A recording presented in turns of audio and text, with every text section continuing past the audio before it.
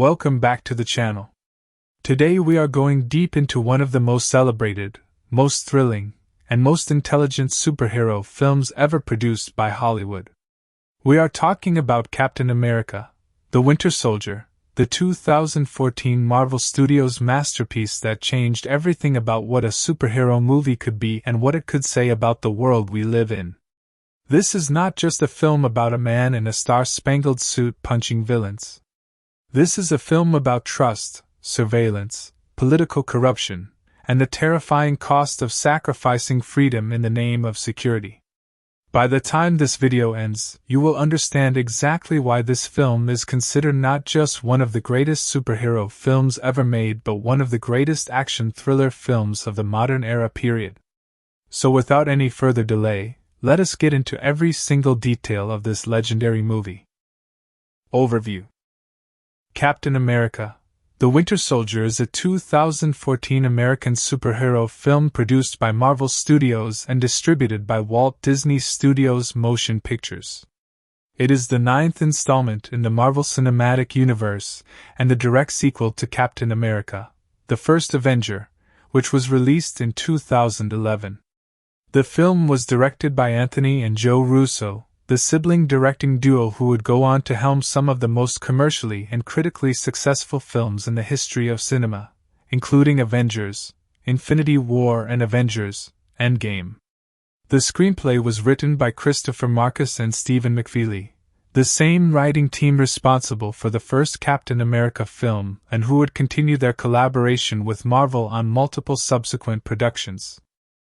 The film stars Chris Evans returning in his defining role as Steve Rogers, also known as Captain America, alongside Scarlett Johansson as Natasha Romanoff, also known as Black Widow, and Samuel L.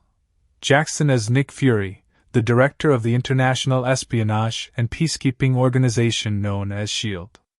The film also introduced Anthony Mackie as Sam Wilson, who goes by the name Falcon, a character who would become one of the most important figures in the Marvel Cinematic Universe over the years that followed. And it brought in the extraordinary Robert Redford as Alexander Pierce, a senior S.H.I.E.L.D. official whose role in the story becomes one of the film's most devastating revelations. This is a film that deliberately chose not to look or feel like a typical superhero movie. The Russo brothers and the creative team at Marvel made a conscious and deliberate decision to make Captain America, the Winter Soldier in the tradition of the great political conspiracy thrillers of the 1970s, films like 3 Days of the Condor and All the President's Men, movies that were rooted in paranoia, institutional corruption, and the experience of an individual trying to find the truth in a world where every authority figure is a potential threat. That choice gave the film a weight, a seriousness, and an intelligence that distinguished it immediately and permanently from the broader landscape of superhero cinema. The story is not simply about a physical threat that needs to be defeated with superior strength or firepower. It is about a crisis of identity and a crisis of trust. Steve Rogers is a man out of time, a soldier from the 1940s who woke up in a world he barely recognizes, trying to understand what his values mean in a modern context where nothing is as straightforward as the battles he fought during World War II. The film takes this premise and uses it to ask genuinely difficult questions about security versus freedom, about whether the surveillance state that promises to protect citizens might itself be the greatest threat to the very freedoms it claims to defend. These are questions that were deeply relevant to the world of 2014, and that have only become more resonant in the years since. Where it was made and who made it. Captain America, the Winter Soldier is an American production made under the creative direction of Marvel Studios, the production company that has reshaped the global film industry over the course of the past 2 decades. Marvel Studios at the time of this film's production was operating under the ownership of the Walt Disney Company, which had acquired Marvel Entertainment in 2009 for approximately $4 billion in one of the most consequential acquisitions in entertainment industry history. The film was produced by Kevin Feige, the president of Marvel Studios and the architect of the Marvel Cinematic Universe, working alongside producers Nate Moore and others within the Marvel production infrastructure. The principal photography for the film took place primarily in and around Cleveland, Ohio, which served as the main stand-in for Washington, D.C., where most of the story is set. Cleveland's urban architecture, its government buildings, its streets and public spaces proved remarkably adaptable to the production's needs and allowed the filmmakers to create a convincing portrait of the American capital without the logistical and permitting complexities that filming in the actual Washington, D.C. would have involved. Additional filming took place in Los Angeles, California, where Marvel Studios is headquartered and where many of the interior scenes and controlled studio sequences were shot. Some location work was also carried out in Washington, D.C. itself for establishing shots and specific sequences that required the authentic visual detail of the actual capital city. The film was directed by Anthony and Joe Russo, who at the time of their hiring were primarily known for their work in television comedy, having directed episodes of the critically acclaimed series Arrested Development and Community. Their hiring to direct a major Marvel film surprised many industry observers, since their background seemed far removed from the world of large-scale action cinema. But Kevin Feige and the team at Marvel recognized something in the Russo brothers that turned out to be exactly right for the kind of film they wanted to make. The brothers brought to the project a storytelling discipline, a commitment to character and performance over spectacle for its own sake, and a genuine interest in the political and thematic dimensions of the material that elevated the finished film far above the level of a standard superhero action picture. Their work on The Winter Soldier launched one of the most remarkable careers in modern blockbuster filmmaking, as the subsequent Avengers films they went on to direct collectively became among the highest-grossing movies in the history of cinema. The screenplay was crafted by Christopher Marcus and Stephen McFeely, who had developed a deep understanding of Steve Rogers as a character through their work on the first film, and who brought to this sequel a genuine intellectual ambition about what the story could say.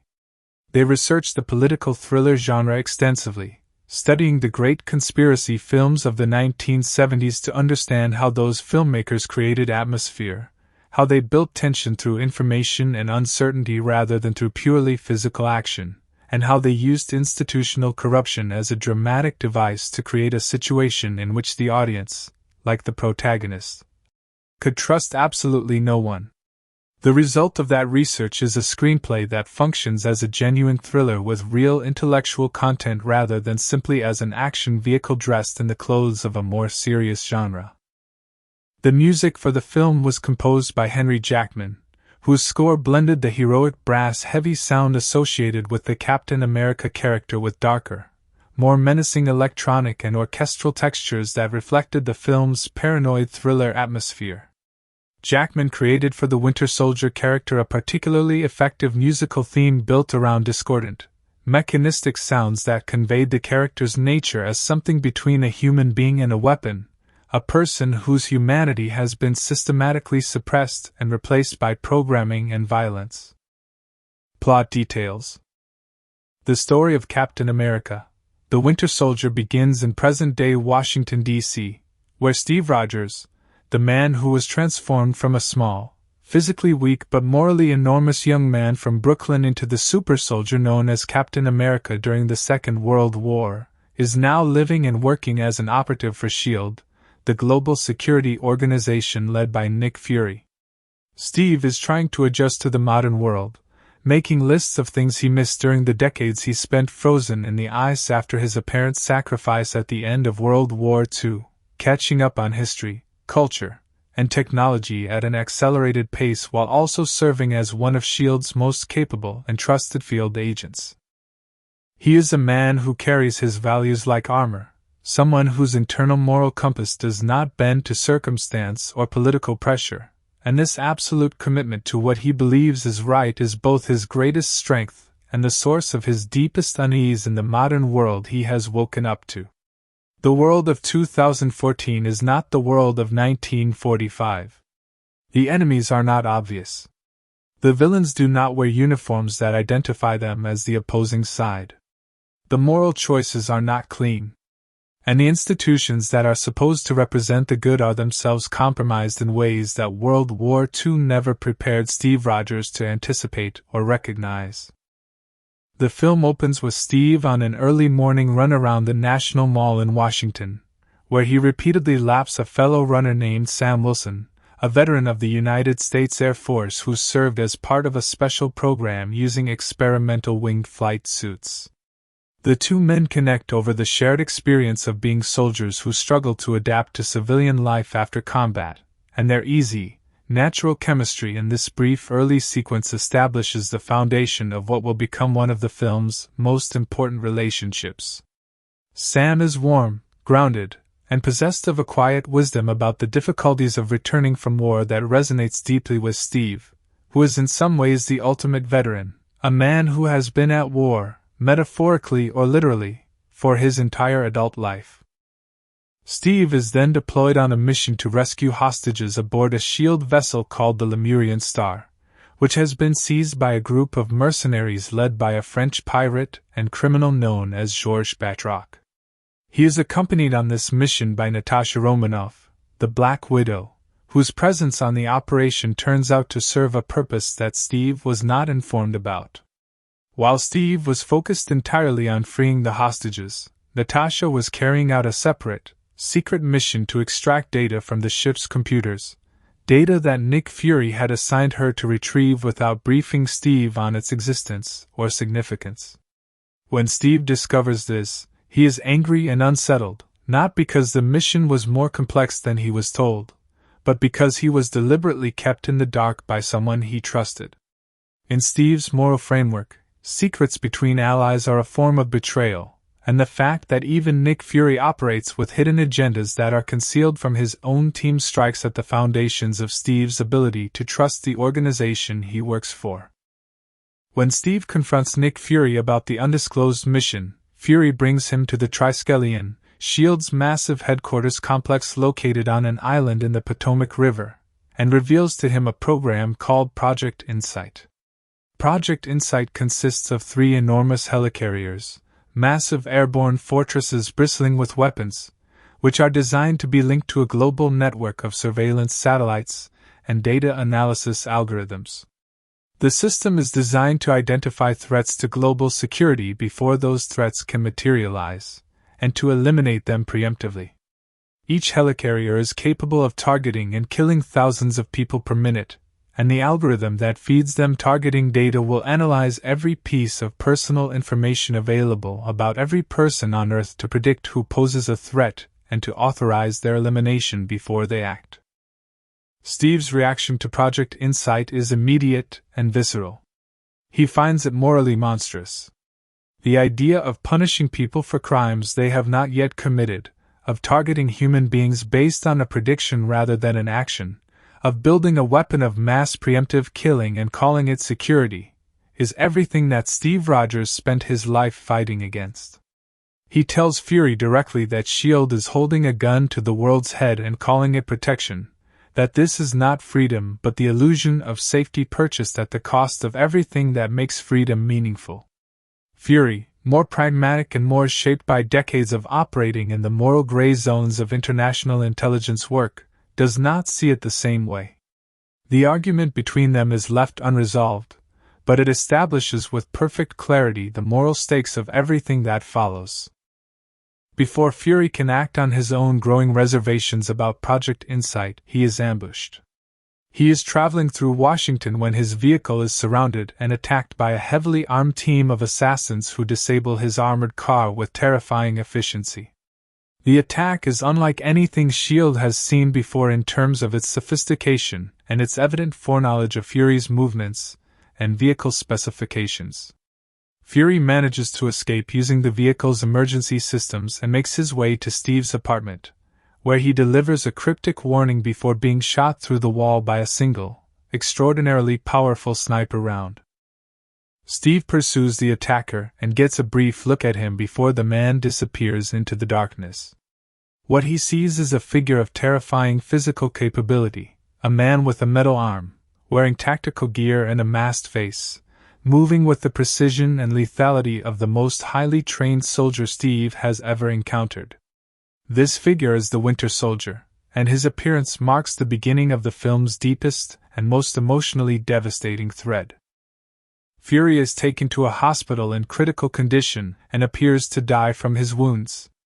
Steve is then summoned by Alexander Pierce, a senior official at S.H.I.E.L.D. who serves on the World Security Council that oversees the organization, and who presents himself as a calm, reasonable, senior statesman figure seeking to understand what happened to Fury. When Steve declines to share what little information he has, citing his uncertainty about who can be trusted, Pierce immediately marks him as a problem and deploys the S.H.I.E.L.D. strike team to neutralize him. In the space of a few minutes, Steve Rogers goes from being one of S.H.I.E.L.D.'s most trusted operatives to being a fugitive hunted by the very organization he works for. The speed of this reversal is one of the film's most effective and chilling dramatic devices. It happens with the cold institutional efficiency of a bureaucracy that has decided someone is a liability, and it forces Steve into the position of the classic conspiracy thriller protagonist, alone in a system that has turned against him, unsure who he can trust and unable to use the resources that previously defined his operational capability. He goes to Natasha Romanoff, who is herself now a target of the same institutional machinery hunting Steve. Together they begin trying to piece together what is actually happening, following the trail of evidence that the data Natasha extracted from the Lemurian star provides. That trail leads them to a decommissioned S.H.I.E.L.D. bunker in New Jersey, where they discover something that reframes everything they thought they understood about S.H.I.E.L.D., about Project Insight, and about the entire structure of the organization they have been serving. Hidden within the bunker's computers is the preserved consciousness of Arnim Zola, a scientist who worked for the Nazi Deep Science Division known as Hydra during World War II and who was subsequently captured and recruited by S.H.I.E.L.D. after the war as part of a real-world program analogous to Operation Paperclip. Zola reveals, through an extraordinary exposition sequence delivered by his face displayed on banks of old computer screens, that Hydra did not die when its leaders were defeated at the end of World War II. It survived by infiltrating S.H.I.E.L.D. from within, planting its agents at every level of the organization over the course of 7 decades, slowly and patiently working toward the moment when it could complete its vision of a world controlled through fear and the elimination of resistance. Hydra's plan, now fully mature and on the verge of execution, is Project Insight itself. The helicarriers are not a S.H.I.E.L.D. security program. They are Hydra's weapon of mass control. The algorithm that identifies targets has been built to eliminate not just genuine threats but anyone who might resist Hydra's coming order: scientists, military officers, politicians, journalists, intellectuals, anyone whose profile suggests they might stand in the way. Millions of people, identified in advance and marked for death, to be killed in a single, overwhelming strike that will shatter the capacity for organized resistance before it can form. After that, Zola says with the quiet satisfaction of a man who has spent his life working toward exactly this moment, humanity will surrender its freedom willingly because it will have been given no other choice. Steve and Natasha barely escape from the bunker, which is destroyed by a missile strike the moment Hydra realizes what Zola has told them. They reach out to Sam Wilson, who has access to a set of experimental military wing flight suits through his former Air Force unit, and who agrees without hesitation to join Steve and Natasha in their effort to stop Project Insight before it can be activated. The three of them then capture Jasper Sewell, a S.H.I.E.L.D. agent they have identified as a Hydra infiltrator, and force him to reveal the remaining details of the plan. This is also where the Winter Soldier reappears. He attacks their vehicle on a Washington highway with overwhelming force, accompanied by a team of Hydra operatives, and the subsequent battle is one of the finest action sequences in the entire Marvel Cinematic Universe, a chaotic, brutal, genuinely dangerous-feeling confrontation on a busy road that demonstrates the Winter Soldier's extraordinary capability in a way that makes him feel like a genuinely formidable threat rather than a standard movie villain who exists simply to be eventually defeated. During the fight, the Winter Soldier's mask is damaged and Steve gets a clear look at his face for the first time. What he sees destroys him from the inside. The face behind the mask belongs to James Buchanan Barnes, known as Bucky, Steve Rogers' closest friend since childhood, a man who fell from a train in the Alps during a World War II mission and whom Steve believed had died in that fall more than 70 years ago. Bucky Barnes did not die. He was found by HYDRA, subjected to decades of experimentation and psychological conditioning, fitted with a sophisticated metal arm to replace the one he lost in the fall, and transformed into the Winter Soldier, the perfect assassin with no memory of who he was before the programming began. He has been used as a weapon by Hydra for 70 years, deployed for missions and then placed back in cryogenic suspension between assignments, his memories periodically wiped to prevent any recovery of his original identity. The revelation is not just a plot twist. It is an emotional catastrophe for Steve Rogers, and Chris Evans conveys its full weight with the kind of completely committed performance that defines his best work in the role. Bucky was not just his friend. He was the person who kept Steve grounded when the world was trying to tell him he was too small, too weak, and too insignificant to matter. He was the person whose death Steve has carried as a private grief beneath everything he has done since he woke up in the 21st century. And now that person is pointing a gun at him, wearing the face Steve remembers but with none of the recognition or the love that used to inhabit it. As the situation accelerates toward its crisis point, Nick Fury is revealed to be alive. He had faked his death with the assistance of a drug that dramatically slowed his vital signs, buying himself time to operate outside the institutional machinery that Hydra controls. He reunites with Steve, Natasha, and Sam as they prepare to execute a plan to stop Project Insight before the helicarriers can be launched and their targeting systems activated. Alexander Pierce is revealed as the most senior Hydra operative within S.H.I.E.L.D., the man who has been managing the organization's infiltration at the highest level and who is directly responsible for giving the final authorization to launch Project Insight. Robert Redford plays Pierce with a chilling and very specific kind of authority, the authority of a man who genuinely believes in what he is doing, who has constructed an ideological justification for mass murder that he finds completely coherent and morally defensible. He is not a cackling villain. He is something more frightening, a true believer in a monstrous idea who presents that belief with the calm, measured confidence of a senior statesman. The final battle takes place aboard the 3 helicarriers, which have launched and are circling Washington in preparation for their targeting systems going online. Steve, Sam, and Natasha work simultaneously to replace the targeting chips in all 3 helicarriers with chips that will redirect the helicarriers' weapons systems to target each other rather than the millions of people marked for death. The sequence is executed with superb action filmmaking, maintaining genuine tension, while also carrying the full emotional weight of everything the film has built toward. The most emotionally devastating element of this finale is the direct confrontation between Steve and Bucky aboard the 3rd helicarrier. Steve refuses to fight back in the way the situation seemingly demands. He has made a choice that goes to the absolute core of who he is as a person. He will not fight Bucky. He will not treat his friend as an enemy. He will take everything that Bucky throws at him, and he will keep talking.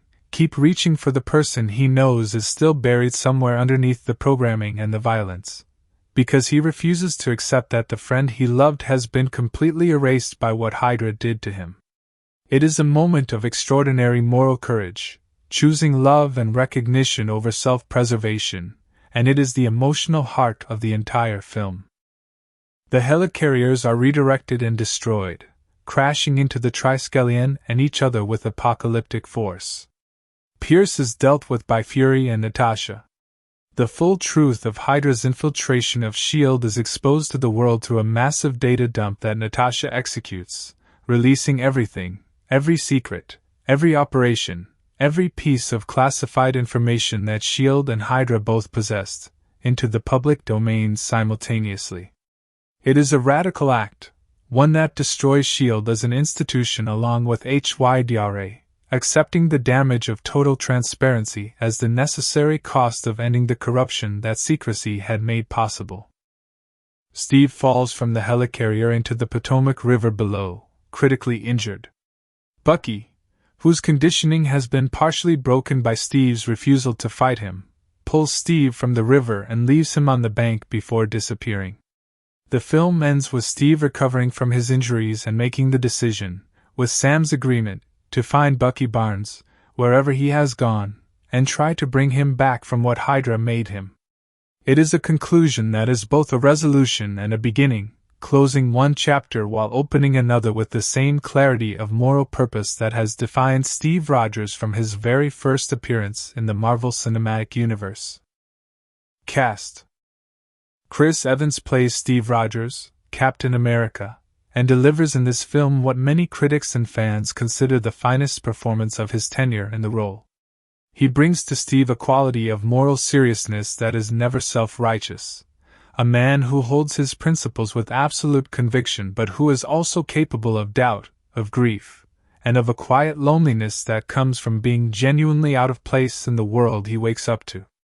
Evans understood the character well enough by this point to find the specific notes that made Steve Rogers feel like a complete human being rather than a symbol, and the film is enormously better for the depth and specificity he brought to the performance. Scarlett Johansson plays Natasha Romanoff, Black Widow, and gives her most fully realized performance of the character across all her Marvel appearances. The film allows Natasha a genuine arc rather than simply using her as a supporting action figure, exploring her complicated relationship with her own history, her willingness to operate in moral gray areas that Steve finds uncomfortable, and her own grappling with the question of what loyalty and integrity mean in a world of institutional deception. The chemistry between Evans and Johansson is one of the film's great pleasures, a relationship built on mutual respect and genuine affection between two people who are very different from each other but who trust each other absolutely when it matters most. Sebastian Stan plays Bucky Barnes, the Winter Soldier, and does something genuinely difficult with a role that requires him to be frightening and pitiable simultaneously. For most of the film, Bucky operates as pure threat, an almost machine-like force of violence and lethality whose physical capability is presented as essentially superhuman. But Stan also has to communicate, through the limited means available to a character who speaks very little and is required to maintain a carefully controlled effortless quality for most of the running time, the very presence of the person that Bucky Barnes used to be, the ghost of a man that the programming has suppressed but not entirely eliminated. The moments when that ghost flickers to the surface, when Bucky's face registers something that the Winter Soldier is not supposed to feel, are among the film's most powerful. Samuel L. Jackson plays Nick Fury with more vulnerability and more human complexity than the character had been allowed to show in previous Marvel appearances. The film puts Fury in genuinely mortal danger and forces him to confront the possibility that the institution he has devoted his life to building has been corrupted beyond his ability to repair it. Jackson responds to these demands with a performance that is warmer and more emotionally accessible than his typically cool and authoritative mode, and the result is one of the most genuinely effective Nick Fury appearances across the entire Marvel Cinematic Universe. Anthony Mackie makes an extraordinary impression as Sam Wilson in his first Marvel appearance, bringing in immediate warmth, wit, and grounded humanity to a character who could easily have been reduced to a simple sidekick function. Mackie gives Sam a full interior life, a history, a set of values, and a sense of humor that makes him feel like someone you would genuinely want to know, and his scenes with Chris Evans establish a friendship that feels completely authentic from their very first conversation on the National Mall. Robert Redford brings to Alexander Pierce the enormous cultural and historical weight of his own association with the political thriller genre.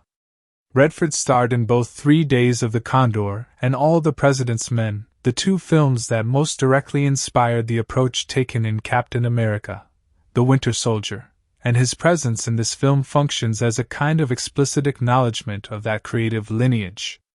Beyond the metatextual resonance, however, Redford delivers a genuinely excellent performance, playing Pierce with a specific kind of patrician, entirely self-assured authority that makes his eventual revelation as Hydra's most senior operative feel deeply plausible rather than merely shocking.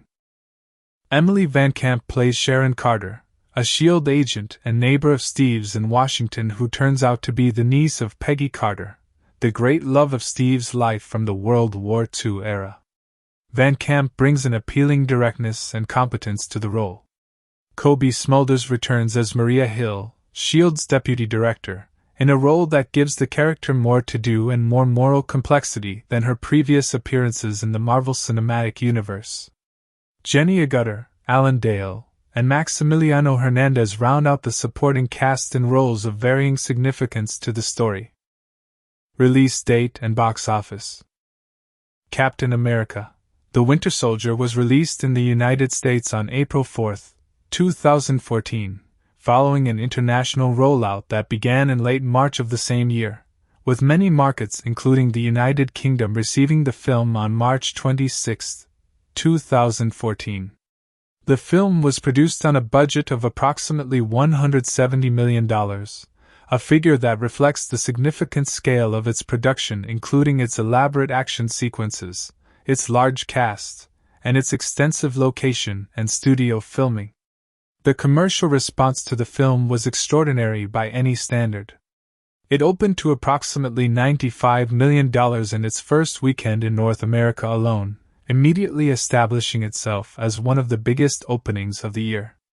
Internationally, the numbers were equally impressive, and the film went on to gross over $714 million worldwide against its production budget, making it one of the most commercially successful films of 2014 and one of the most profitable entries in the Marvel Cinematic Universe at that point in the franchise's history.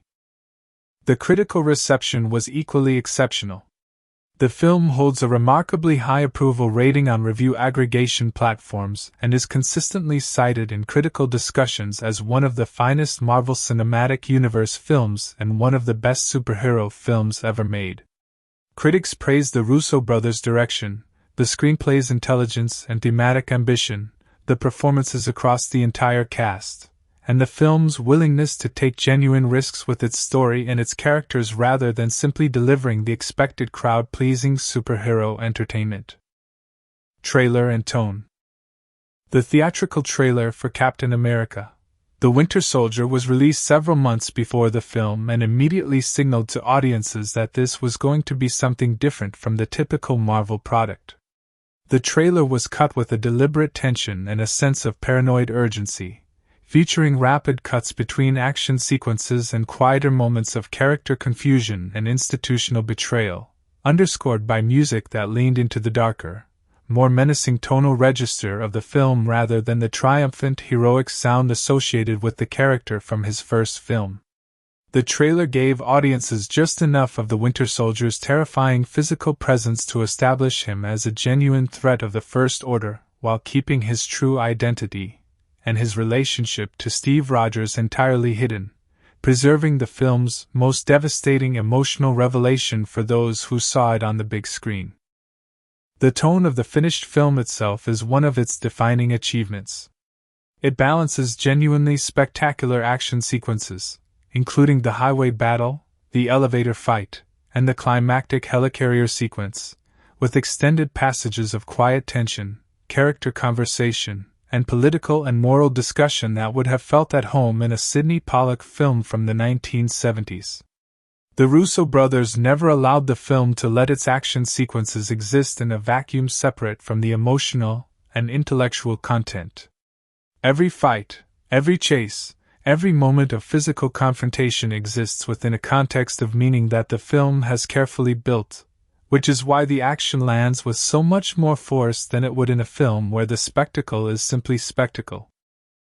The film's willingness to destroy S.H.I.E.L.D., to take a central institution of the Marvel Cinematic Universe and dismantle it completely rather than simply threaten it, and then restore the status quo, demonstrated a boldness and a confidence in its own storytelling that resonated powerfully with audiences and critics alike.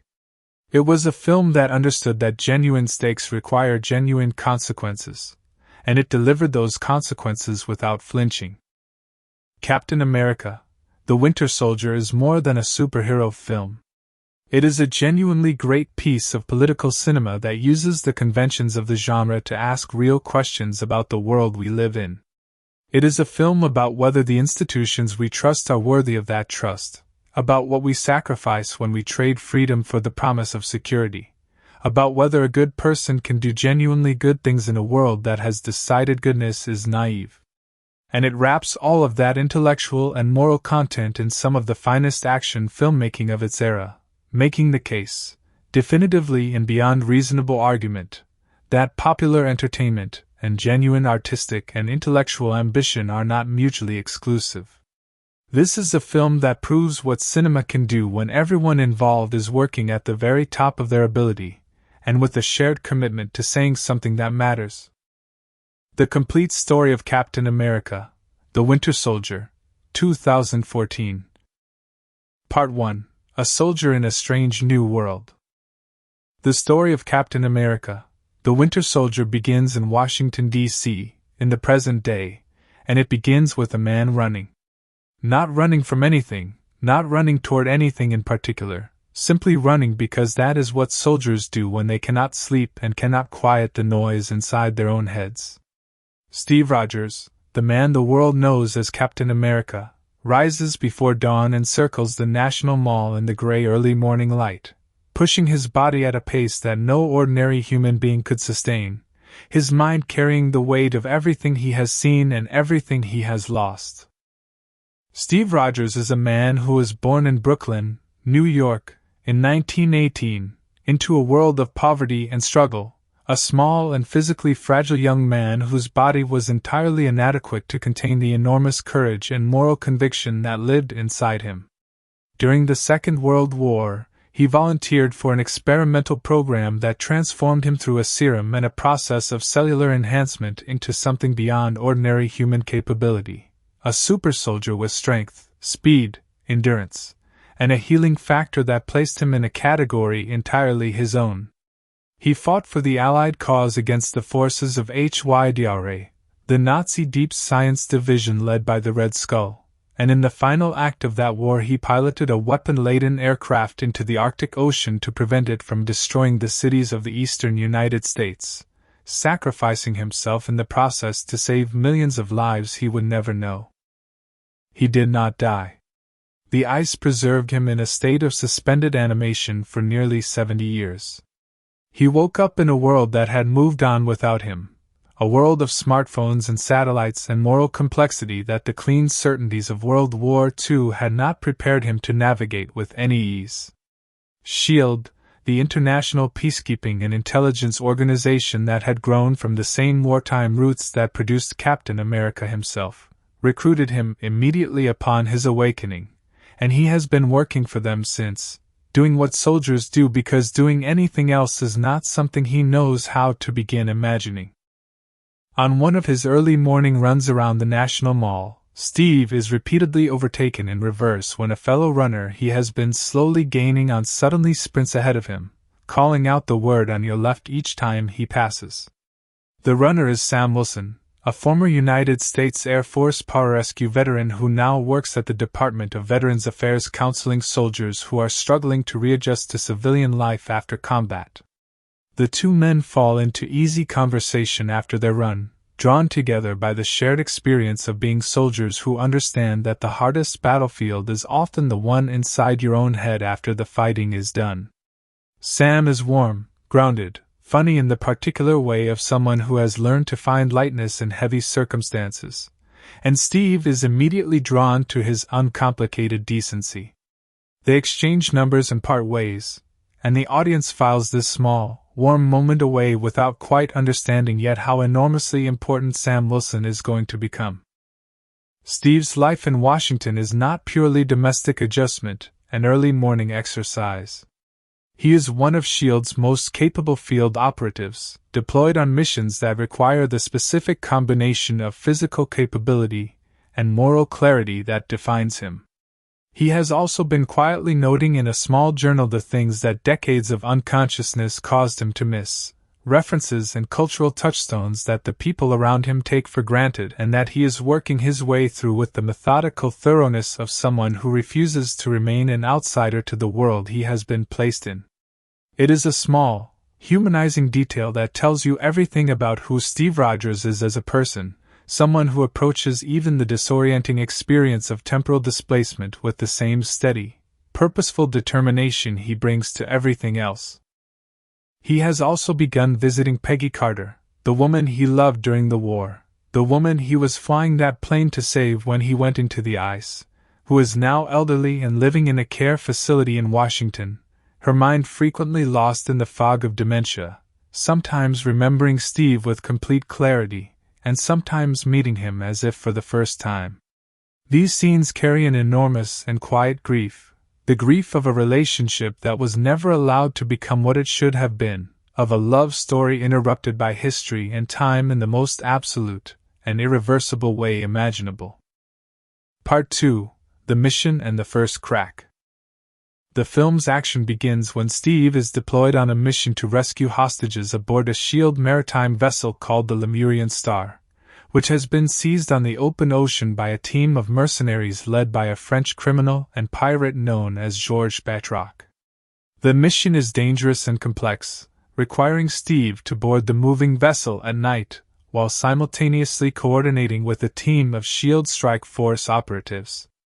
Among those operatives is Natasha Romanoff, the Black Widow, one of SHIELD's most skilled and experienced agents, whose history as a former KGB operative and whose subsequent transformation into one of the most effective intelligence assets in the world makes her a figure of extraordinary capability and considerable personal complication. Steve and Natasha work together with lethal efficiency, moving through the ship with a speed and precision that speaks to the level of their respective training and experience. Steve's approach to combat is direct and overwhelming, using his enhanced physical capability and his iconic vibranium shield in combination to neutralize opposition with the minimum necessary force and in the minimum possible time. Natasha's approach is different, more fluid and deceptive, relying on the specific fighting system she was trained in during her time as a Soviet operative combined with a range of technology and tactical cunning that makes her effective in ways that pure physical power cannot account for. Together they are formidable, and the mercenaries holding the ship are not remotely prepared for what they represent. Steve secures the hostages. The mission appears to be a success. But as he is completing the operation, he discovers that Natasha has not come to the Lemurian Star solely to help rescue the people held captive there. She has been carrying out a separate and entirely undisclosed secondary mission, using the chaos of the operation as cover to access the ship's computers and extract a cache of classified data that Nick Fury assigned her to retrieve without informing Steve of its existence or its purpose. When Steve realizes this, his reaction is controlled but unmistakable. He is not merely annoyed at having been kept in the dark.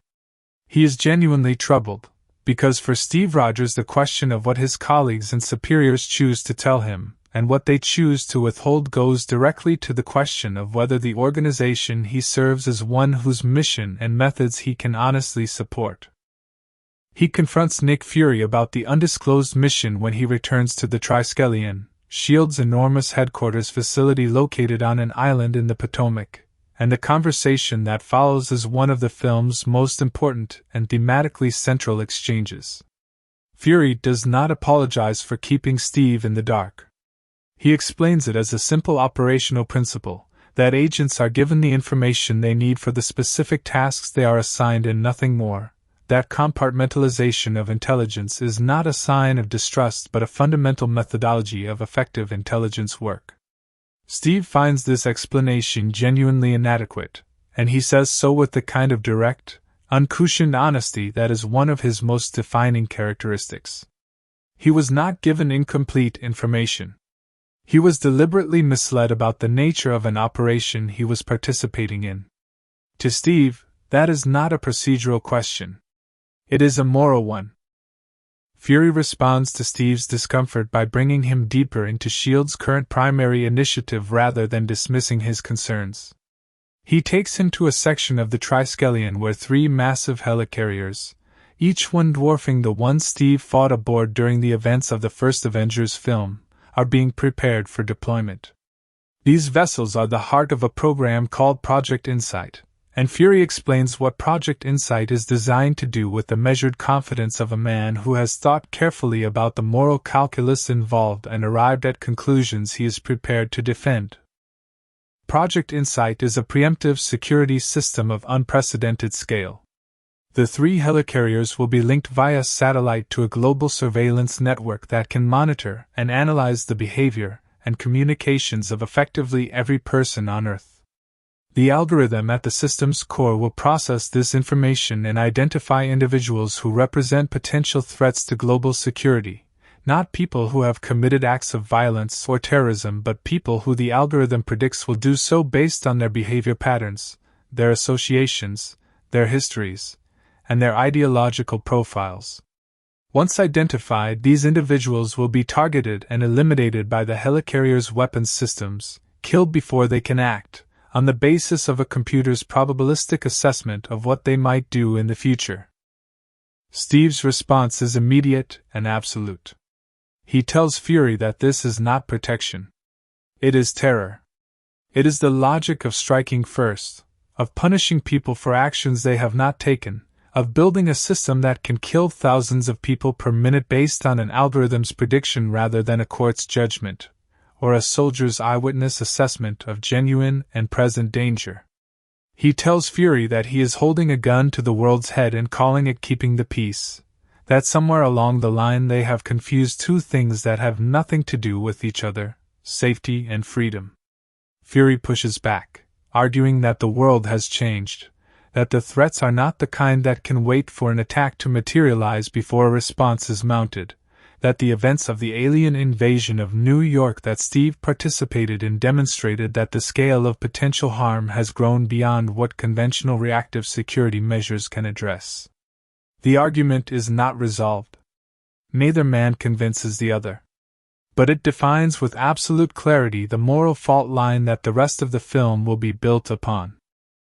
Part 3: The Attack and the Fugitive. Fury's own reservations about Project Insight, which he has apparently been developing privately even as he supervised its construction, lead him to request a delay in its launch from Alexander Pierce, the senior S.H.I.E.L.D. official who serves on the World Security Council.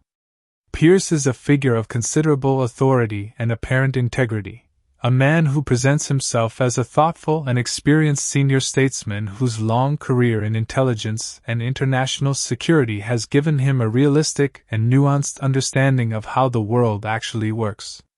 He and Fury have a long professional history, and when Fury tells him that he needs more time to be certain that Project Insight is ready, Pierce listens with every appearance of calm, reasonable concern. Fury does not make it back to the Triskelion. While traveling through Washington in his armored vehicle, he is ambushed by what appears initially to be a group of police officers but quickly reveals itself to be a highly organized and extraordinarily well-equipped assassination team. The ambush has the characteristics of an operation mounted by someone with detailed knowledge of Fury's vehicle specifications, his route, his security protocols, and his methods of emergency response. The attackers disable his vehicle with technology that should not be available to any independent criminal or terrorist organization, suggesting access to resources and intelligence at a level that points directly toward state or institutional involvement. Fury manages to use his vehicle's own emergency systems to fight back, destroying several of the attacking vehicles and buying himself enough time to escape the immediate ambush site. But as he drives through Washington, a single figure appears in the road ahead of him, a man in dark tactical gear with a face hidden behind a mask and a goggles rig, who plants a device on the road that destroys the vehicle's axle with a single devastating impact. Fury watches this figure through the shattered windshield, and what he registers is not just the lethality of the attacker but the quality of his capability, the absolute economy of movement, the absence of any wasted motion, the certainty of someone who has done exactly this kind of thing so many times that it has become entirely instinctual. Fury escapes, barely, and makes his way to Steve's apartment in Washington, where he arrives clearly in pain and clearly rattled in a way that the normally unshakable director of S.H.I.E.L.D. almost never allows himself to appear. He communicates with Steve through written notes rather than spoken words, aware that the apartment may be monitored, and the message he conveys is both urgent and deliberately cryptic, telling Steve that S.H.I.E.L.D. has been compromised, that Steve should trust no one, and that the drive containing the data Natasha extracted from the Lemurian star is the key to understanding what is actually happening. Before Steve can ask any of the questions that Fury's presence and his words have generated, a sniper round comes through the apartment wall from an adjacent building with a velocity and a penetrating force that bypasses everything in its path, striking Fury and dropping him to the floor. Steve tears out of the apartment in pursuit, reaching the roof and catching a glimpse of the attacker before the man vanishes with a speed and a confidence that is itself a kind of signature. The attacker is the same figure who appeared in the road during the ambush, and what Steve can see of him, even in the brief moment before he disappears, communicates something of the same quality that Fury apparently registered, a human being operating at a level of physical and tactical capability that places him in a very small category, a category that Steve Rogers himself occupies. Fury is rushed to a hospital where S.H.I.E.L.D. medical teams and surgeons work desperately to save him. They cannot.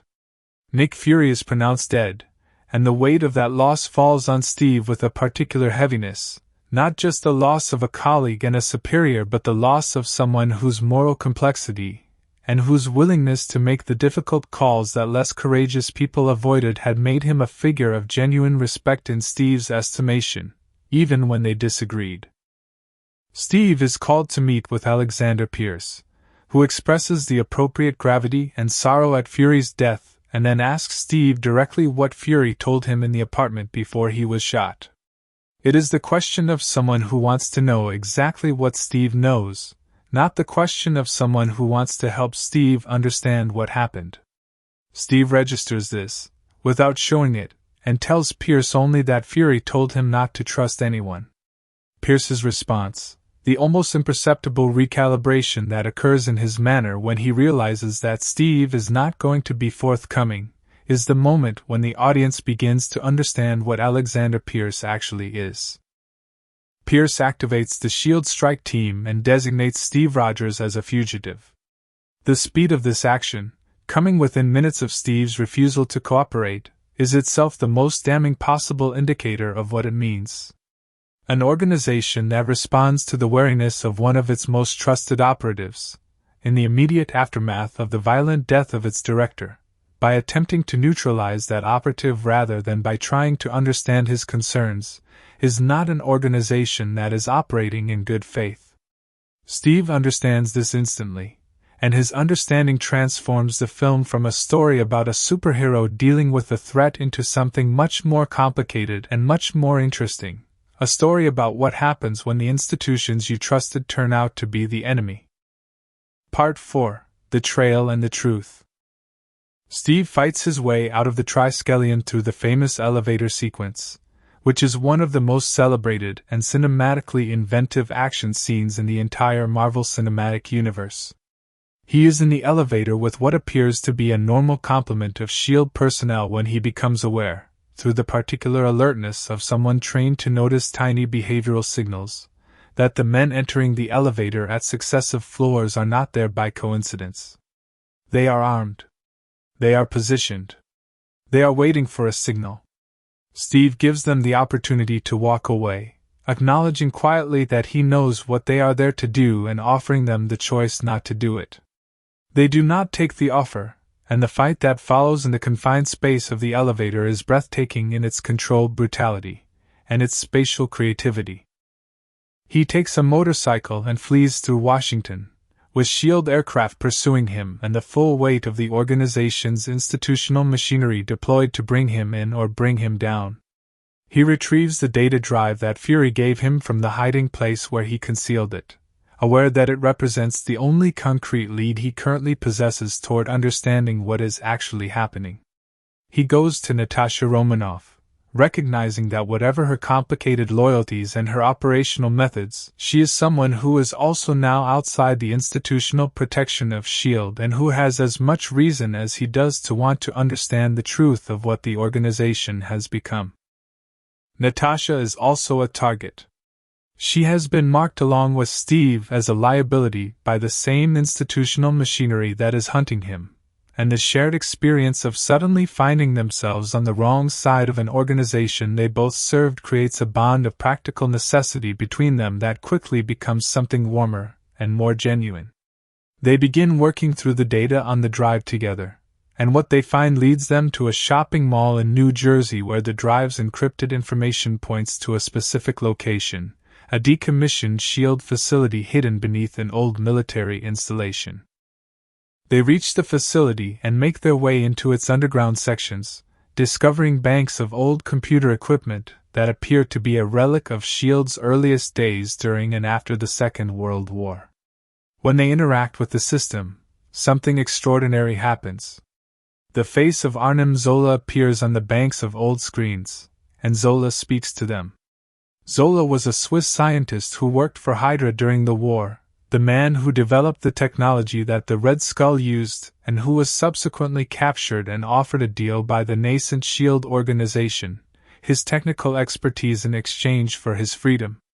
He accepted, and he spent the following decades working for S.H.I.E.L.D. while simultaneously, systematically, and with extraordinary patience, building something else entirely within it.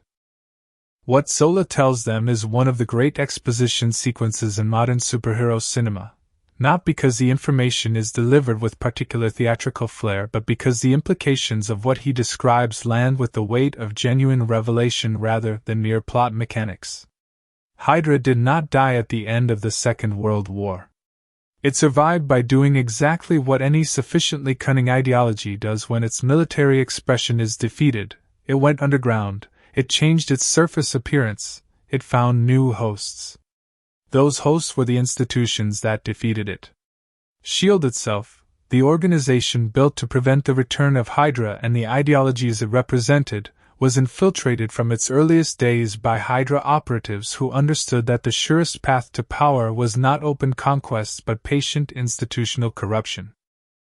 For 70 years, Hydra has been placing its people in positions of authority throughout S.H.I.E.L.D. and throughout the broader governmental and military structures that S.H.I.E.L.D. operates within.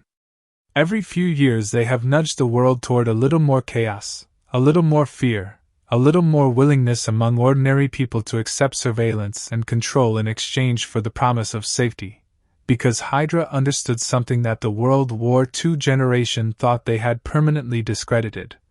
That a frightened population will surrender its freedom voluntarily if it is sufficiently frightened and if the alternative to surrender is made to seem sufficiently terrifying. Project Insight is the culmination of this 70-year plan. The helicarriers are not S.H.I.E.L.D.'s weapon. They are Hydra's. The algorithm that identifies targets has been built not merely to eliminate genuine threats to global security but to eliminate everyone who might resist Hydra's control once the system is activated. Scientists whose work might expose Hydra. Military officers whose loyalty to legitimate authority might lead them to resist. Politicians whose constituents they serve. Journalists whose function is to hold power accountable. Anyone whose behavioral profile suggests the capacity and the will to resist what Hydra is about to do to the world. The number of people marked for death runs into the millions. Zola tells them this with the serene satisfaction of a man who has spent his life working toward exactly this outcome, and who takes a genuine and terrible pride in what he has built. He has held Steve and Natasha in conversation long enough for a S.H.I.E.L.D. missile to lock onto the facility's location, and as the strike alert sounds, Steve and Natasha have barely enough time to find cover before the building above them is destroyed. They survive, buried in rubble, and they emerge into the daylight with the full weight of what they now know pressing down on them. Part 5: The Soldier and the Friend. They go to Sam Wilson. Steve calls the number Sam gave him during that early morning run, and Sam answers without hesitation and without any of the reasonable reluctance that a person in his position would be entirely entitled to feel. He is a veteran. He knows what it means to be asked to do something dangerous. He also knows what it means to trust someone, and what he has seen of Steve Rogers tells him that this is someone whose trust is worth the risk.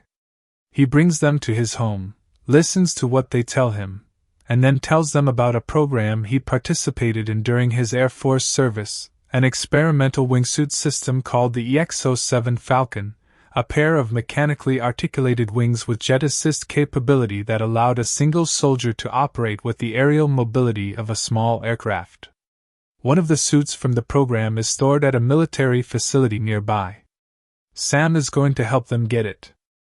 The three of them capture Jasper Sidwell, a S.H.I.E.L.D. agent they have identified through the information from the data drive as a Hydra operative. Sidwell is a man who has appeared in previous Marvel productions as a background presence in S.H.I.E.L.D.'s institutional machinery, and his revelation as a Hydra agent is precisely as unsettling as the film intends it to be.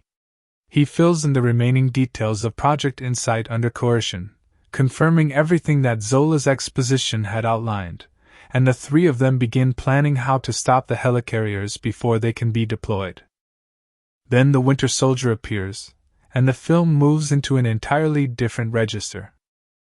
The attack happens on a Washington bridge and highway, and it is executed with the kind of overwhelming force that makes immediately clear why this particular operative is spoken of in intelligence circles the way he is. He drops from a height onto the roof of the vehicle carrying Steve, Natasha, Sam, and Sidwell, and the violence that follows is fast, brutal, and terrifying in the specific way that comes from watching someone operate at a level of physical capability and tactical precision that should not be humanly possible. He throws Sidwell from the vehicle at speed. He fights Steve with a directness and a force that genuinely tests Steve's enhanced physical capability, the first time in the film that Steve has faced something that can match him physically in a hand-to-hand confrontation. During the fight, the Winter Soldier's mask is damaged. Steve gets a clear look at his face. What happens in Chris Evans' face in that moment is one of the finest pieces of film acting in the entire Marvel Cinematic Universe. The recognition arrives not all at once but in stages, like someone watching something impossible resolve itself into comprehension despite every resistance their mind can mount against accepting it. The face looking back at Steve through the damaged mask is a face he has known since childhood. It is the face of James Buchanan Barnes, called Bucky since they were boys together in Brooklyn, the man who was Steve's closest friend in the world, who stood up for him when his body was too small to stand up for itself, who shipped out to the European theater with him and fought beside him in the snows of Austria and the forests of France and the mountains of the Alps, who fell from a train in those mountains while Steve watched unable to reach him, who died in that fall more than 70 years ago. Except that Bucky Barnes did not die in that fall. He fell onto a ledge far below the train, surviving with devastating injuries including the loss of his left arm.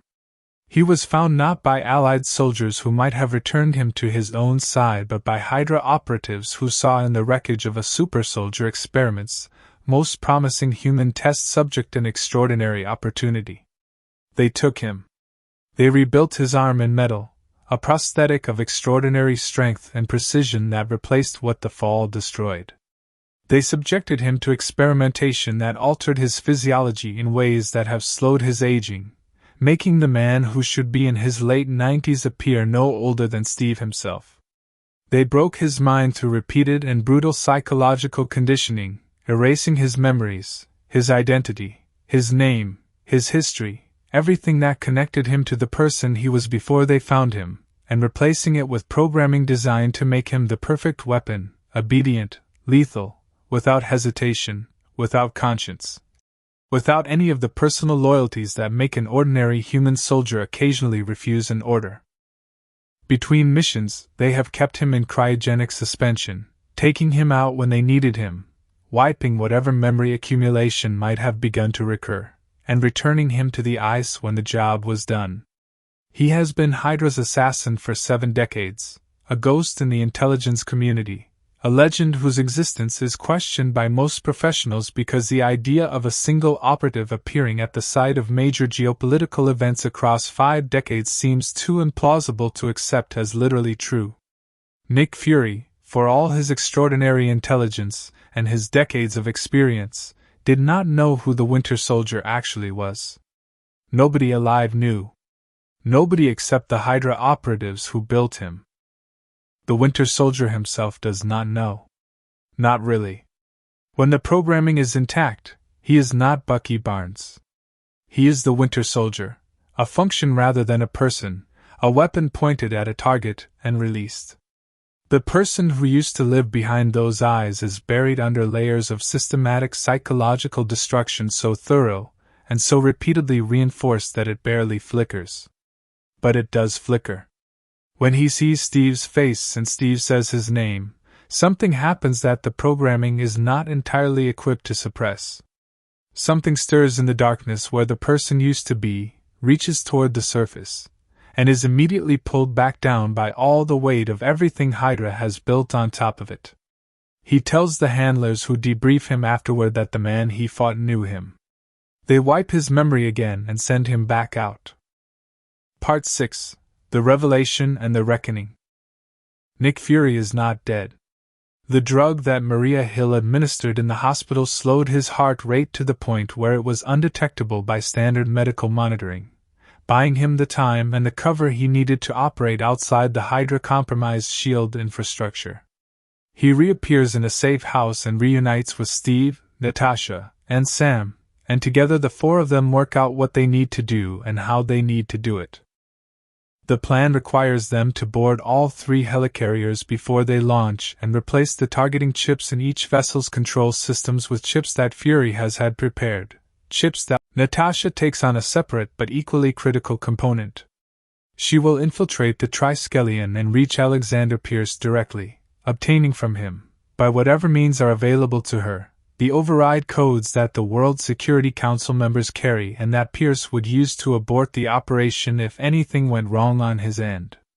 This requires her to walk into the heart of Hydra's institutional command dressed as one of the World Security Council representatives, a deception that depends on her extraordinary capability as an infiltration specialist, and on the assumption that Hydra's confidence in their own security will blind them to the possibility that someone has already penetrated it this deeply. Pierce's true nature is fully revealed in these final sequences, and Robert Redford plays the revelation with a specific quality that makes it genuinely unsettling rather than merely dramatically satisfying. Pierce has not been corrupted by HYDRA. He has been Hydra for a very long time.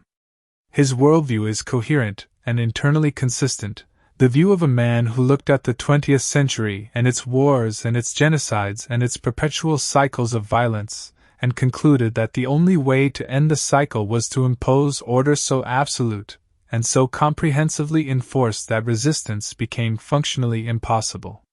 He genuinely believes that the millions of people marked for death by Project Insight's algorithm represent a necessary cost, a smaller catastrophe accepted to prevent a larger one.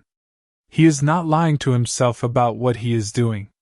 He has simply built a moral framework that accommodates mass murder as a rational policy choice, and the ease and the certainty with which he inhabits that framework is what makes him truly frightening.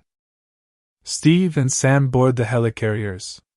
The battle they fight across the massive airborne vessels is exhausting in its physical demands and genuinely tense in its structural execution, because the film has established real stakes for every component of the plan and the audience understands that if any single element fails, the consequences will be catastrophic. Steve replaces the first chip and the second. On the 3rd helicarrier, the Winter Soldier is waiting for him. Part 7. The Choice and the Fall. What follows between Steve Rogers and Bucky Barnes on the deck and in the corridors of the 3rd helicarrier is the emotional culmination of everything the film has been building toward, not merely since the beginning of this story but since the very beginning of Steve Rogers' story in the Marvel Cinematic Universe. It is a fight between two men who are a match for each other physically and who are separated not by strength or skill or tactical intelligence but by the fact that one of them knows who the other is and the other does not, and by the further fact that Steve has made a decision about how this ends that goes completely against every survival instinct he possesses. Steve fights the Winter Soldier when he has to, holding his own against a level of ferocity and capability that is extraordinary even by the standards of what the film has already shown. But he is simultaneously talking to Bucky, calling him by his name, telling him things that only someone who actually knew him as a person could know, details and memories and moments from a shared life that the programming was supposed to have erased but that Steve is forcing through the surface of the conditioning by sheer insistence and love. He is refusing to accept that the person he knew is gone. He is betting his life and everything that depends on him on the possibility that somewhere inside the weapon Hydra made, Bucky Barnes still exists. He places the final chip. The helicarrier's targeting systems redirect. Outside, Nick Fury watches as the three helicarriers begin targeting each other, their weapons systems firing in the sequence that Steve's replaced chips have programmed, and the vessels begin tearing each other apart in the sky above Washington with an apocalyptic force that sends debris raining down toward the city below and toward the Triskelion, which is struck by a crashing helicarrier and begins to collapse. Steve tells Bucky to get out. He tells him with the absolute certainty of someone who has already made his decision that the helicarrier is going to come apart, and that Bucky needs to leave.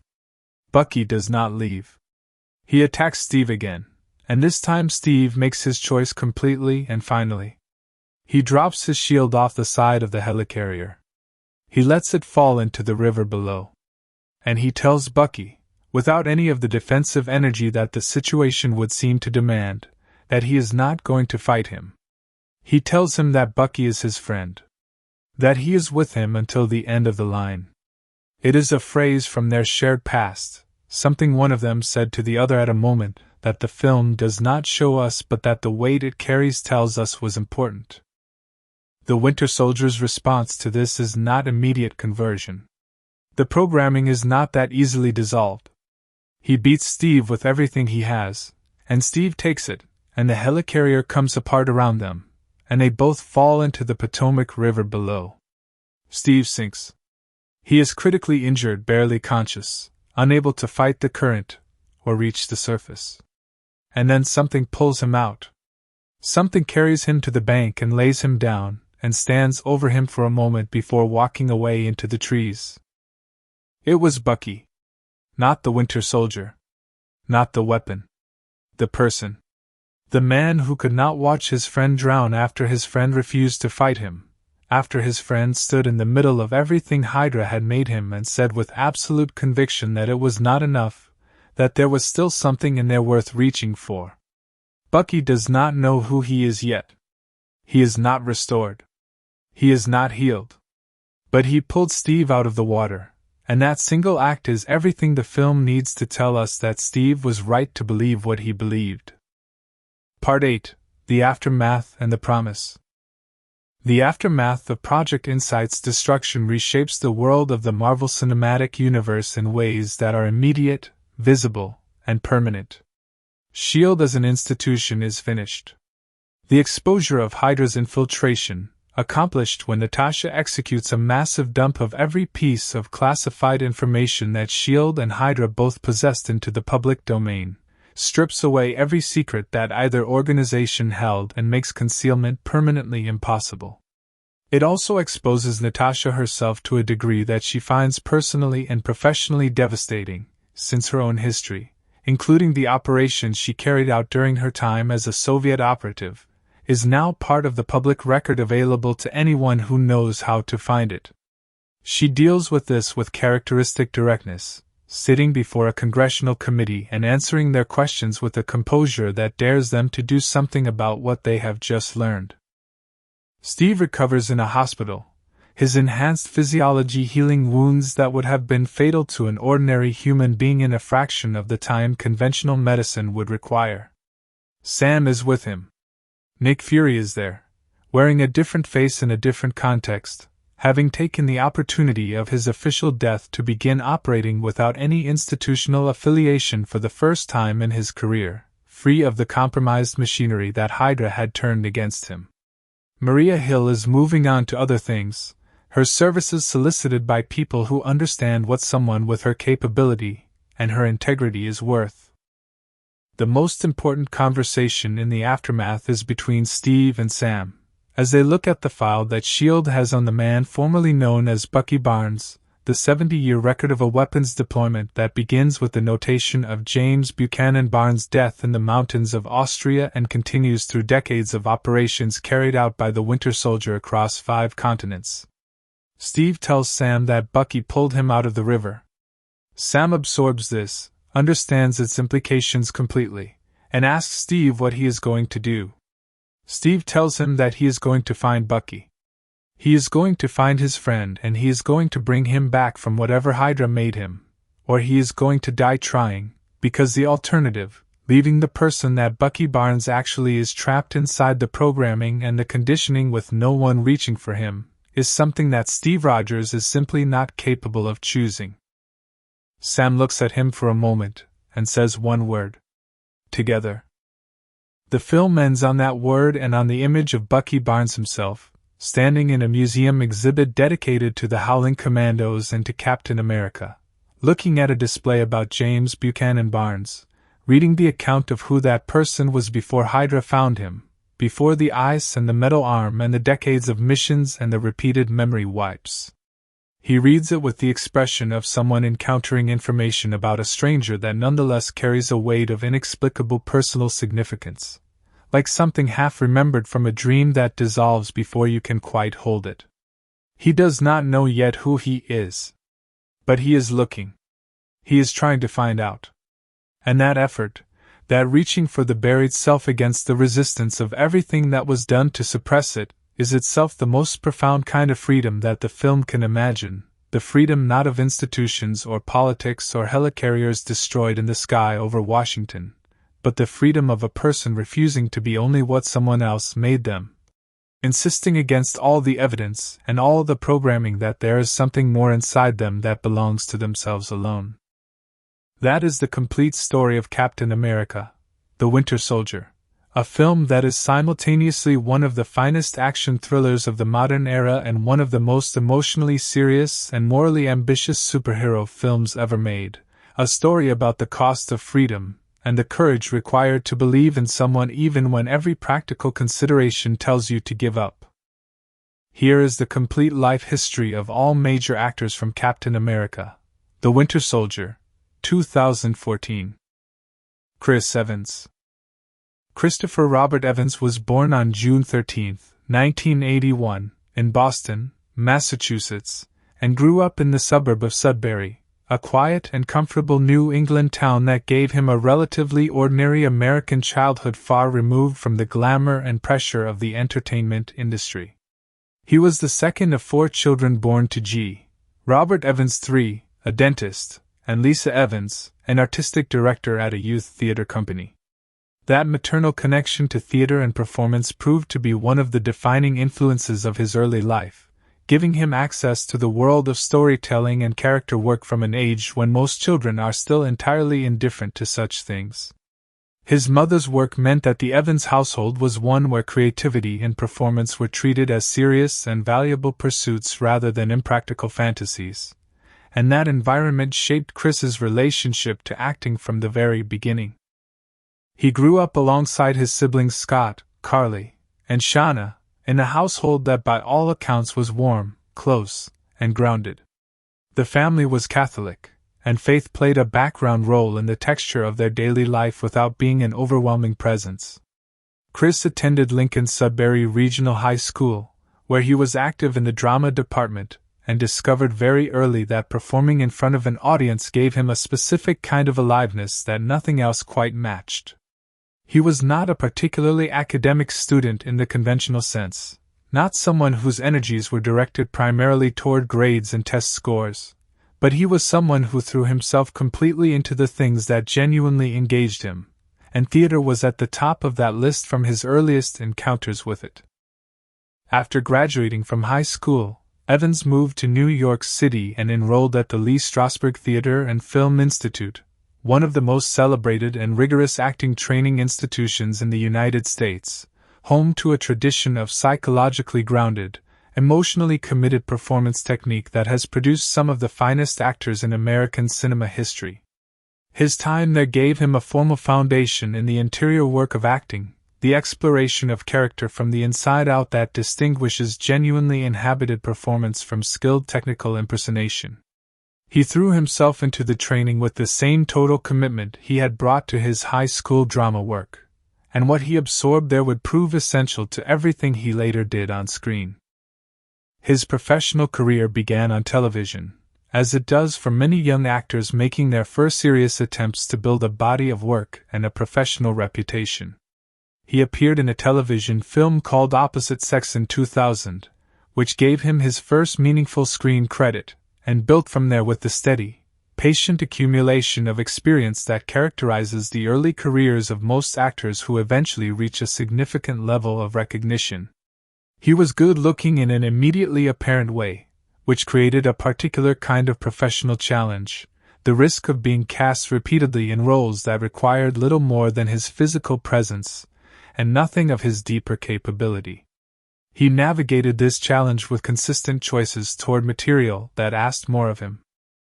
His film career gained significant momentum when he was cast as Jake Weiler in the teenage comedy Not Another Teen Movie in 2001, a broad parody of the high school film genre that was not a particularly distinguished piece of cinema but that gave Evans a platform and demonstrated that he had a natural comedic instinct and a screen charisma that translated effortlessly from television to film. The role was followed by a series of other film appearances in the early 2000s that established him as a working film actor with genuine potential, someone whose career was moving in an upward direction even if the specific roles had not yet given him the opportunity to show what he was truly capable of. The role that brought him to the first significant level of widespread public recognition was Johnny Storm, the Human Torch, in the 2005 Marvel film Fantastic Four and its 2007 sequel Rise of the Silver Surfer. Johnny Storm is a character defined by cocky, irreverent charm, someone whose physical confidence and love of attention are as much a part of his identity as his fire-based superpowers, and Evans played him with an easy, natural energy that demonstrated real comedic ability and genuine screen magnetism. The Fantastic Four films themselves were received with considerable critical ambivalence, but Evans emerged from them consistently praised as one of the production's best elements, an actor whose natural charisma elevated material that did not always deserve the elevation. Between the Fantastic Four films, Evans also appeared in a series of projects that demonstrated the breadth of his ambition and his desire to be taken seriously as a dramatic actor rather than simply as a superhero franchise player. Cellular in 2004 was a tightly wound thriller. Sunshine in 2007, directed by Danny Boyle, was a science fiction film of genuine intellectual and visual ambition that placed Evans in a serious dramatic ensemble and demonstrated that he could operate at a level of concentrated dramatic intensity that his superhero work had not yet required. The film gathered a cult following and remains one of the more interesting and underappreciated science fiction films of its decade. Street Kings in 2008 and The Loss of a Tear in 2009 continued his exploration of more serious dramatic territory. The role that changed everything, the role around which his entire career has since organized itself and from which his cultural identity has become effectively inseparable, was offered to him through a process that was far more complicated and emotionally fraught than the straightforward casting narrative that is often presented in promotional contexts. When Marvel Studios was developing Captain America, the first Avenger, and considering who should play Steve Rogers, Evans was on their shortlist. He was also deeply reluctant to take the role. He turned it down multiple times over a period of months, and his reluctance was not false modesty or strategic negotiating behavior. It was genuine and serious, rooted in a specific anxiety that he has spoken about with considerable candor in various interviews over the years. Evans suffers from anxiety, a condition that has been a significant presence throughout his adult life, and that the prospect of committing to a multi-film superhero franchise contract with the attendant requirements of constant public exposure, promotional obligations, and the complete subordination of his professional identity to a single character for a period of years triggered in a particularly acute way.